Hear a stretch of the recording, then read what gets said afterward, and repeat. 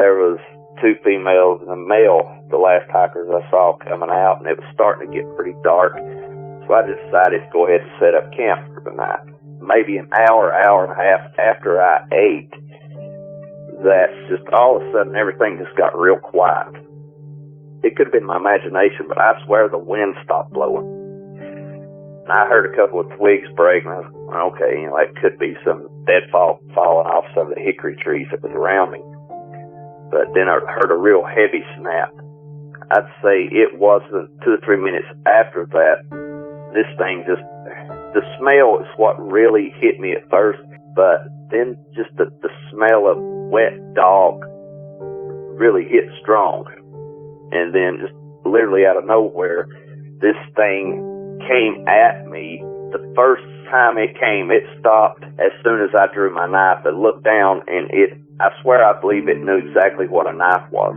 I thought it was a bear at first, but when it stood up, I knew something wasn't right. It didn't have the back legs of a bear, and when I got a real good look at the head, I'd say I almost passed out. It scared the hell out of me.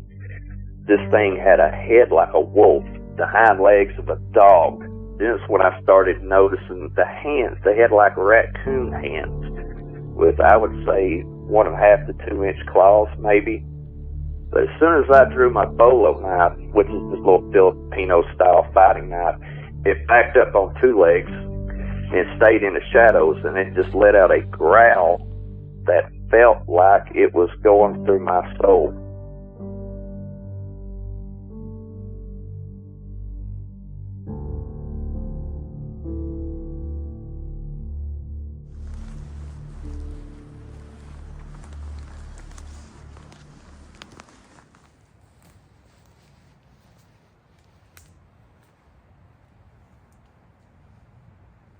It's so weird because these structures in front of me, you can almost imagine them being like some weird creatures that lived in the forest a long time ago, and then nature took over and they've succumbed to the elements, frozen in time where they stood.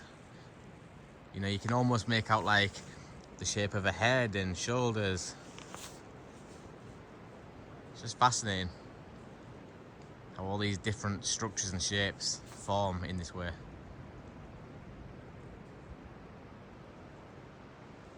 It's easy to understand as well though why a lot of Pareidolia takes place in these locations, because you can imagine there's so many different levels of contrast, there's so many different shapes that our brain is constantly looking out for what we're familiar with, which is faces and figures of human beings. So in and amongst all this, it wouldn't be too difficult to think you've seen those things. But also on the flip side of that, what a great way or a great location to stay hidden. If there's a lot of things that are going to throw people off with misidentification, why not put yourself in that location and leave people guessing as to whether they did or didn't see something? That makes sense as well.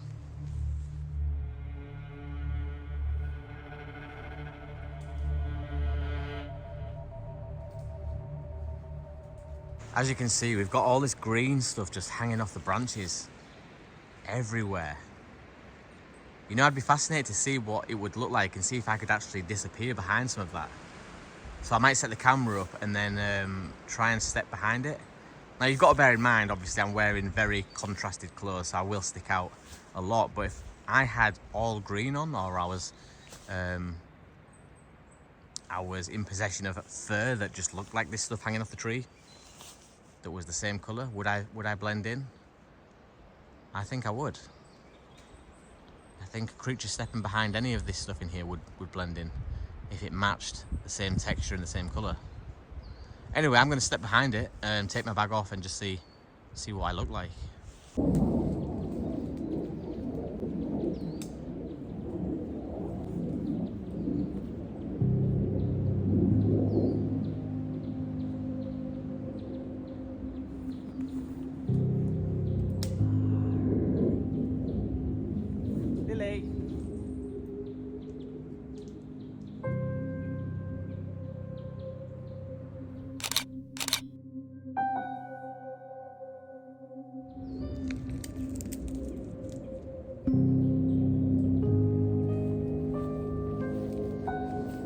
on me, so I'm guessing that I stood out pretty well. But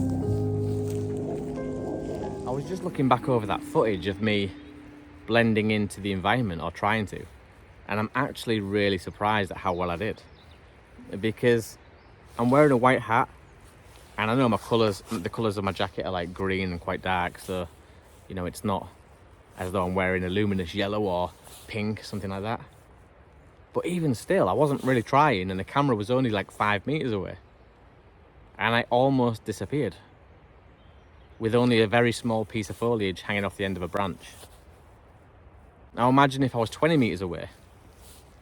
Would a group of people or an individual walking past have noticed me?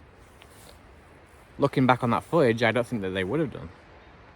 Now imagine that I was evolved to live specifically in this environment, and I had fur that was the same texture and the same colour as the stuff hanging off those branches. Would they have seen me then? Absolutely not. I would have been invisible. I was almost invisible then. Looking back on that footage, there was parts of me when I stepped back or forward, and if I'd have stayed still, most people wouldn't even recognise that I was there. So that to me has just completely proven any doubt in my mind wrong. If there is something living in these areas, can they stay hidden? 100%, absolutely, yes. Yes, they can.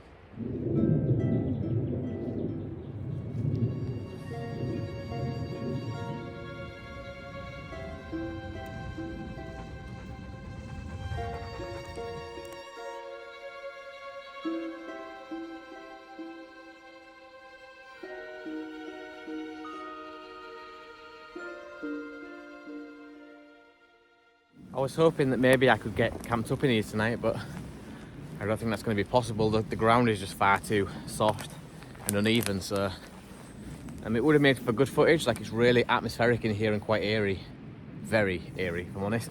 Spending the night here wouldn't be a really calm and peaceful night's sleep. I think I'd be quite on edge. So I'm fortunate really that the ground is uneven. It just means that I've got to push through this way now and try and find somewhere that is, so then I can get the tent set up and start throwing all my gear inside. Once the gear's inside the tent, I can head out, talk to you guys some more, and explore.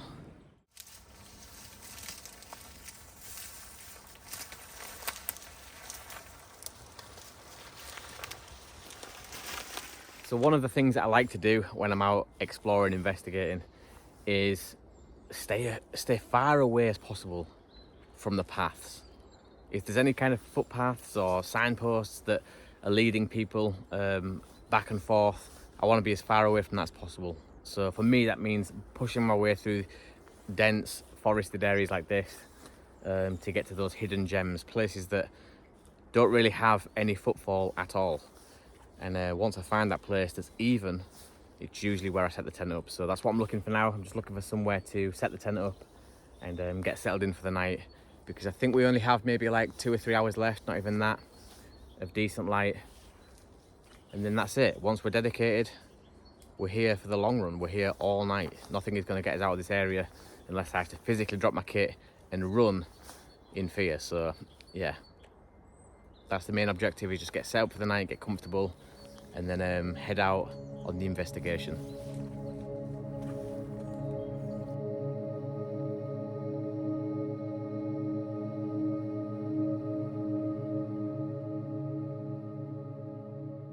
I was asked recently a very interesting question. So somebody asked me whether or not I think that aliens, extraterrestrials, would step in at the very critical moment that we're all about to be wiped out off the face of the earth, whether it be through World War III, a meteorite hitting the planet, or some other natural disaster. At that point, do I think that extraterrestrials would make their presence known and save us all? And I returned that question by asking, well, how do you know they already haven't? And this person looked back at me with this really blank, confused expression on their face. And so I just had to elaborate and say that, you know, for years and years, generations in fact, these abductees have been coming back and reporting that either semen was taken or eggs, and in some cases pregnant women have even lost their children after an abduction type scenario. So, you know, when we use the word, would they save us? Would we be all safe? Those words might not mean every individual person to the extraterrestrials. It might just mean that they've already saved us by recreating our species time and time again throughout the galaxy. And that to them is enough. They've done their job, they have stepped in, and should something happen here on this planet, we've got another 100, if not thousands of other planets where we're also existing, thanks to their efforts of stealing semen, eggs, and even fetuses from pregnant women. You see, I think what he was hoping was that maybe I would say yes, they'd come back, they'd intervene, and at the very last minute, in true Hollywood style, they would save every individual person. We'd all board on this big craft and would shoot off to safety. And I just don't think it will ever happen like that. But that doesn't mean to say that they already haven't done their bit. Like I said, we could be inhabiting planets all over the galaxy right now as the human species. And that to them is enough. This one day, she had come to get me. We were walking across.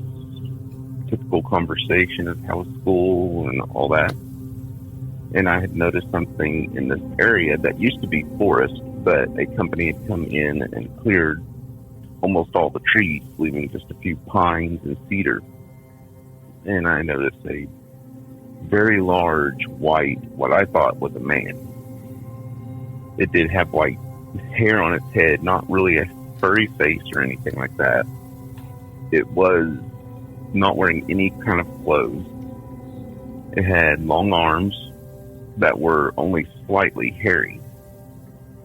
I screamed, which got her attention. She wanted to know what was going on. I pointed at it, and she just grabbed me in her arms and ran to the house, and she locked the doors till my grandfather got home.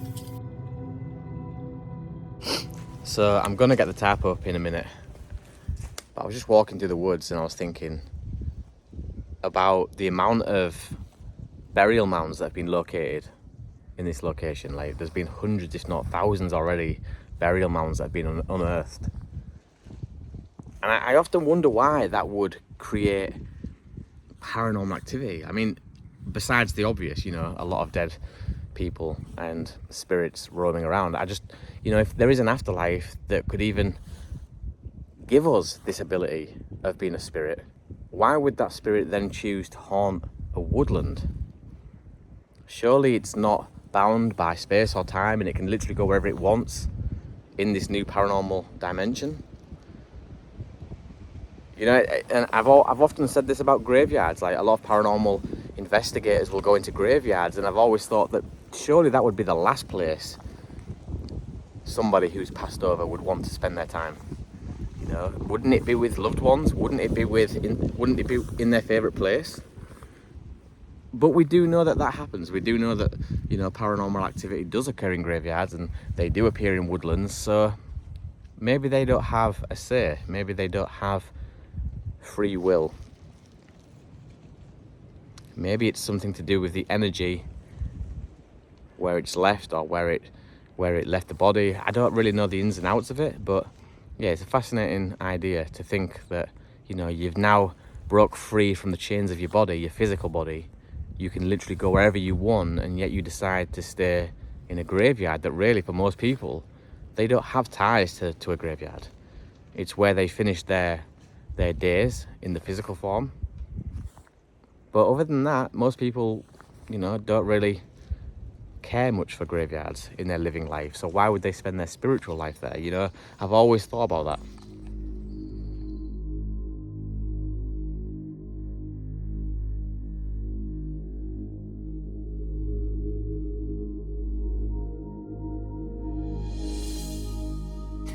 So I've really enjoyed myself today. It's always a pleasure to get back out into these hot spots and spend the night. And it always coughs up new surprises. You know, you could be walking down a trail, stop and speak to somebody who then opens up about an experience that they've had.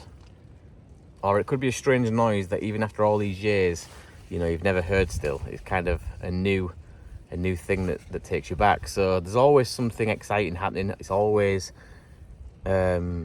It's always intriguing to come back here and explore and investigate. I absolutely love it. I've got a game camera, a new game camera. I've kindly been sent this game camera. I'm going to do a review on this. I've already mentioned it, I think, in a previous video.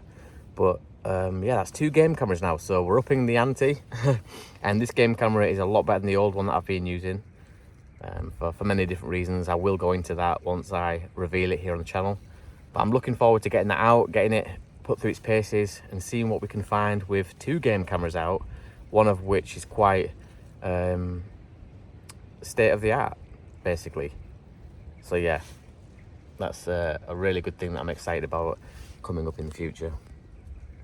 This is the best part for me, getting under the tarp or in the tent, whatever it is that you're using, and chilling out for the night. Just, you know, if you're comfy and you're dry and you're warm, that's the main things. So right now I'm all 3 of those things, and I'm really just looking forward to a nice night of chatting away with you guys and living out in these places where people have had strange experiences. It's an experience that most people need to experience if they can. As I lay here, as I often do, I find myself thinking about our reality. What if our reality is just a fraction of what we truly know exists? What if there are dimensions beyond our understanding? Parallel universes where different versions of ourselves are living lives that we can only imagine. As I lay here thinking about the trillions of stars above me that have burned for billions of years, galaxies that hold hidden secrets, and even black holes right now moving through the galaxy, devouring everything within their path, I'm reminded that I am but a tiny speck in the grand scheme of things. And then there are the mysteries, the other mysteries that lie closer to home, the depths of our oceans that are still largely unexplored, creatures that have evolved in ways that we can't even begin to imagine, creatures thriving in darkness where sunlight has never even reached. But perhaps the most thought-provoking question of all is the true nature of consciousness itself. For example, me lying here in the middle of the forest right now, even having these thoughts. Are we simply biological machines programmed by our DNA and shaped by our experiences? Or is there something more, an intangible element that makes us who we are?